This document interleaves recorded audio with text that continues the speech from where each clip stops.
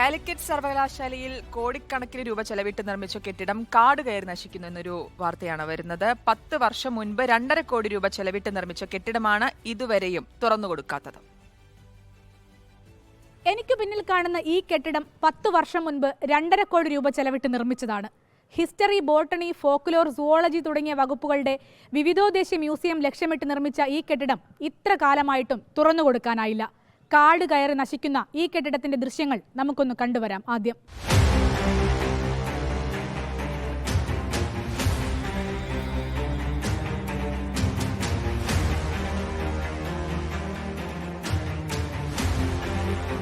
സംസ്ഥാനത്തെ സർവകലാശാലകളിൽ ആദ്യമായി നിർമ്മിച്ച മൾട്ടി ഡിസിപ്ലിനറി മ്യൂസിയമാണിത്. ഇപ്പോൾ തെരുവ് നായ്ക്കളുടെയും സാമൂഹ്യ വിരുദ്ധരുടെയും കേന്ദ്രം. കെട്ടിടത്തിന് ചോർച്ചയുണ്ടായപ്പോൾ 40 ലക്ഷം രൂപ ചെലവിട്ട് മേൽക്കൂര നിർമ്മിച്ചു. 8 ലക്ഷത്തിന്റെ പുൽത്തകിടിയുണ്ടാക്കി മനോഹരമാക്കുകയും ചെയ്തു. പഠന ഗവേഷണ പ്രദർശന കേന്ദ്രമായി പ്രവർത്തിക്കേണ്ട ഈ കെട്ടിടത്തിന്റെ കോമ്പൗണ്ടിൽ ഇപ്പോൾ വാഴയും മരച്ചീനിയും ചേമ്പും കൃഷി മാത്രമാണ് നടക്കുന്നത്.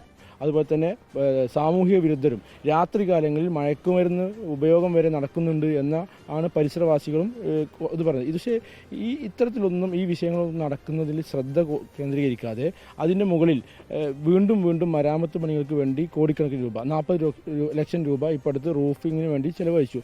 ഇപ്പോൾ വീണ്ടും അതിന് പണം വെക്കുന്നുണ്ട്, അതിന് DPR ഉണ്ടാക്കുന്നു എന്നൊക്കെ പറയുന്നുണ്ട്. പക്ഷേ ഒരു കാര്യവുമില്ലാതെ ഒരു പ്രേതാലയം പോലെ ഈ മ്യൂസിയം നശിച്ചു പോകുന്നതിൽ വിദ്യാർത്ഥികൾക്ക് പ്രതിഷേധമുണ്ട്. പഠനം, ഗവേഷണം എന്നിവയ്ക്ക് പുറമെ മലബാർ മേഖലയുടെ സാമൂഹ്യ സാംസ്കാരിക ജൈവ വൈവിധ്യം, ചരിത്രം എന്നിവയെക്കുറിച്ചെല്ലാം പൊതുജനങ്ങൾക്കും വിദ്യാർത്ഥികൾക്കും ആഴത്തിലുള്ള പഠനമായിരുന്നു മ്യൂസിയത്തിൽ ലക്ഷ്യം വച്ചിരുന്നത്. ഇതിനുള്ളിൽ തന്നെയുള്ള ബഷീർ ചെയറിൽ വൈക്കം മുഹമ്മദ് ബഷീറിന്റെ വിലപിടിപ്പുള്ള പല വസ്തുക്കളും പൊടി പിടിച്ചു കിടക്കുകയാണ്.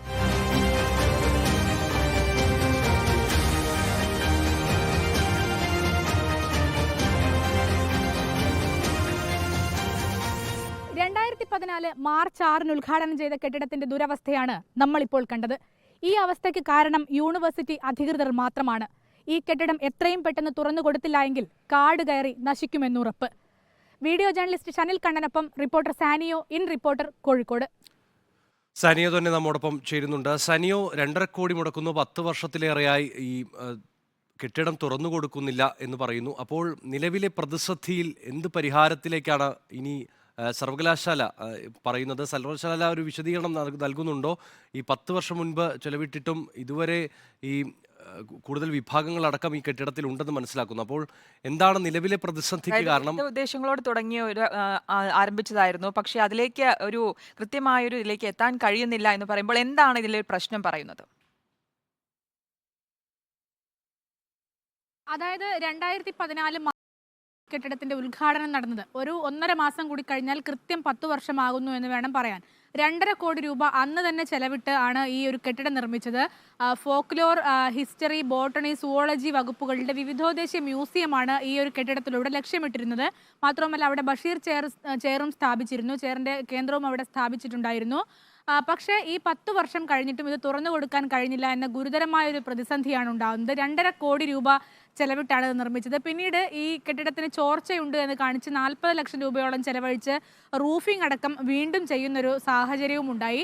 പക്ഷേ എന്നിട്ടും ഇത് തുറന്നു കൊടുക്കാൻ കഴിയുന്നില്ല. ഇപ്പോൾ അവിടെ യൂണിവേഴ്സിറ്റിയുടെ ഈ ചെടികളൊക്കെ നോക്കി നടത്തുന്ന വിഭാഗം ആളുകൾ അവിടെ ചെയ്തിരിക്കുന്നത് കപ്പ, അതുപോലെ വാഴ, ചേമ്പ്, ഇതൊക്കെ കൃഷിയാണ് അതിൻ്റെ ചുറ്റിലും നടത്തിക്കൊണ്ടിരിക്കുന്നത്.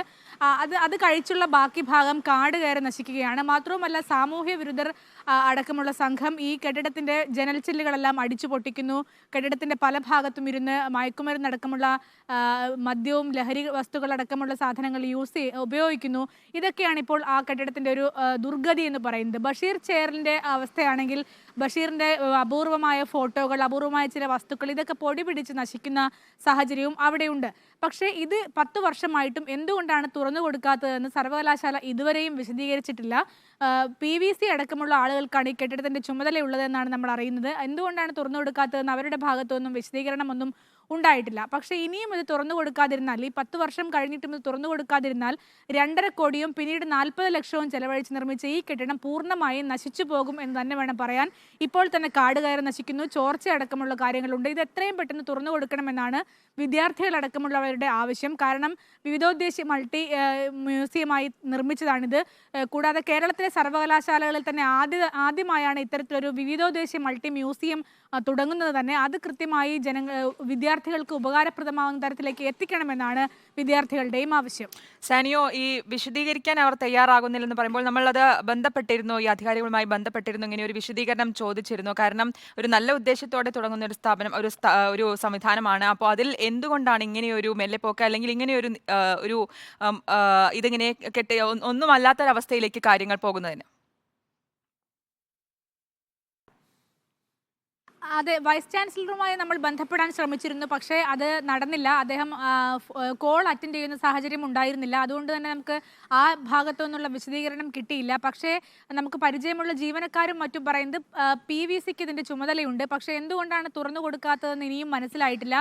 മാത്രവുമല്ല, അവിടെ ഈ ബഷീർ ചെയറിൻ്റെ പണികളെല്ലാം, അതായത് ഉള്ളിലുള്ള ഫർണിച്ചറുകളൊക്കെ ആ ദൃശ്യങ്ങളിൽ നമുക്ക് കാണാൻ കഴിയുമെന്ന് മനസ്സിലാക്കുന്നു.